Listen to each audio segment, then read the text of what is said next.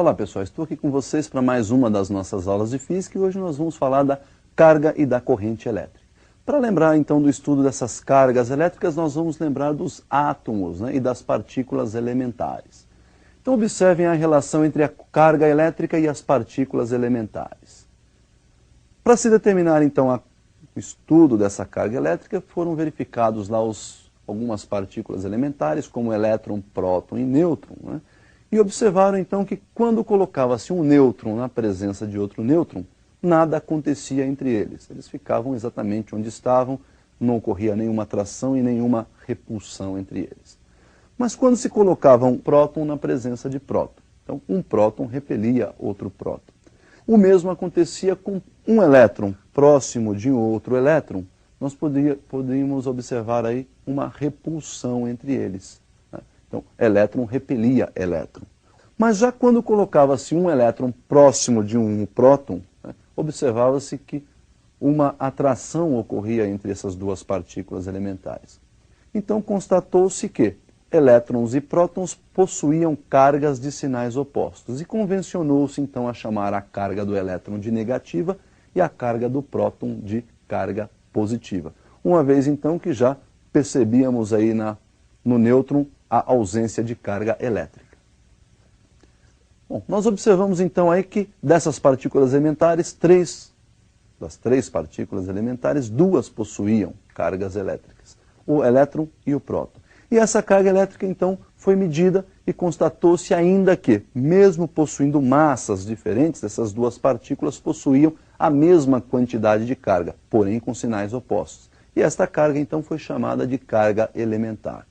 Observe então a intensidade da carga elementar. Então olha aí, a carga elementar nós vamos representar pela letrinha E e ela vale 1,6 10 elevado a menos 19 coulomb. Para o elétron então carga negativa, menos 1,6 vezes 10 elevado a menos 19 coulomb. E para o próton carga positiva, mais 1,6 vezes 10 elevado a menos 19 coulomb. Então pessoal, nós vimos aí a definição de carga elétrica. E o próximo passo é definir os chamados meios condutores ou os condutores elétricos. Nós podemos encontrar condutores elétricos nos estados sólido, líquido e gasoso. Então vamos observar esses condutores nos estados sólido, líquido e gasoso. Condutor no estado sólido, como exemplo, nós temos os metais. O motivo é simples, porque eles têm aí uma quantidade de elétrons livres muito grande. E esses elétrons livres, então, é que vão ser os portadores de cargas elétricas, é quem vai fazer o transporte das cargas elétricas. Então, nos condutores sólidos, impera aí o transporte de cargas elétricas feito pelos elétrons. Condutor no estado líquido, nós temos como exemplo as soluções iônicas. E lá, então, quem possui as carguinhas elétricas e quem vai fazer esse transporte são os íons. E temos ainda o condutor gasoso, que temos como exemplo os gases ionizados, e quem vai fazer o transporte, então, lá de cargas elétricas são os íons e os elétrons. Então, como nós podemos ver aí, os condutores podem estar no estado sólido, líquido e gasoso, e para cada uma dessas situações nós temos aí um portador ou alguns portadores. No caso dos gases ionizados, nós temos como portadores de cargas os íons, cátions e ânions, e também os elétrons. Muito bem. Quando nós temos, então, um condutor elétrico e neste condutor nós temos a movimentação de cargas elétricas, esta movimentação pode estar totalmente desorganizada, desordenada, mas também pode estar totalmente organizada. E quando nós temos uma organização na movimentação de cargas elétricas, quando essas carguinhas estão se movimentando de modo ordenado, nós dizemos que ali então está passando uma corrente elétrica. Então nós vamos definir a corrente elétrica. Corrente elétrica é um movimento, então, organizado de cargas elétricas.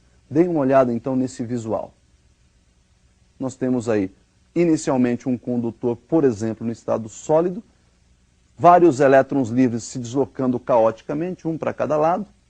E quando nós aplicamos, por exemplo, uma diferença de potencial entre os terminais desse condutor, ou seja, nas duas extremidades, nós pegamos aí, por exemplo, essa bateria, polo positivo, nós temos uma ausência de elétrons, está faltando elétrons no polo positivo, polo negativo está sobrando elétrons, e ainda temos mais os elétrons livres do condutor. Quando nós fechamos o circuito, fazemos a ligação aí desse condutor aos dois polos da bateria, todos os elétrons livres do condutor mais os elétrons que estão alojados no polo negativo, todos querem ir para o polo positivo. Muito bem, então nós vamos ter aí um movimento, e por ter aí todos querendo ir para o mesmo ponto, né, eles vão se organizar de tal forma que aquele movimento bagunçado antes da ligação passa agora a ser um movimento todo organizado. E esse movimento organizado de elétrons nós chamamos de corrente elétrica. Então, pessoal, como nós vimos aí, a corrente elétrica é um movimento organizado de elétrons. E como você pode perceber, este é o sentido real de movimentação da corrente elétrica, de movimentação dos elétrons. Então, também conhecido como sentido real da corrente elétrica. Mas, na prática, quando se começou a estudar a corrente elétrica, né, se pensava o contrário, se pensava que os prótons é que se deslocavam. Então, naquela época, adotou-se o sentido da corrente como sendo oposto a esse que nós acabamos de ver. E, portanto, nós temos aí dois sentidos, o sentido real, que é esse que a gente acabou de ver, e o sentido convencional. Portanto, então, percebam aí na tela como é que vai ficar essa orientação da corrente elétrica. Então, observem na figura que o sentido convencional é aquele que eles pensavam anteriormente, né? Se os prótons se movessem, esse movimento seria do polo positivo para o polo negativo.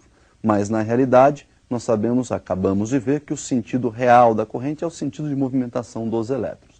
Mas não se esqueçam, o sentido que nós vamos utilizar é o sentido convencional. Quando formos equacionar um circuito, vamos utilizar o sentido convencional da corrente. Bom, pessoal, essa corrente elétrica ela pode ser calculada.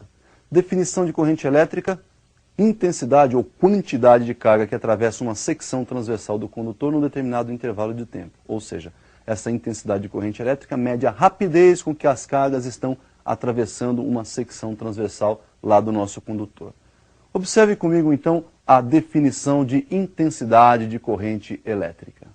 A intensidade de corrente elétrica, então, vai ser dada pela quantidade de carga que atravessa uma secção transversal do nosso condutor, né, num determinado intervalo de tempo ΔT. Sabemos que a unidade de carga, né, já foi definida lá atrás na carga elementar, é Coulomb. A unidade de tempo no sistema internacional é segundo. A unidade, então, de corrente elétrica será dada por Coulomb por segundo, e em homenagem ao ampere, então, será chamada de ampere. Perceba ainda que se você calcular essa quantidade de carga em relação à quantidade de elétrons, né, basta você multiplicar, então, o número de elétrons que atravessa essa secção transversal do nosso condutor pela carguinha elementar que cada elétron carrega com ele.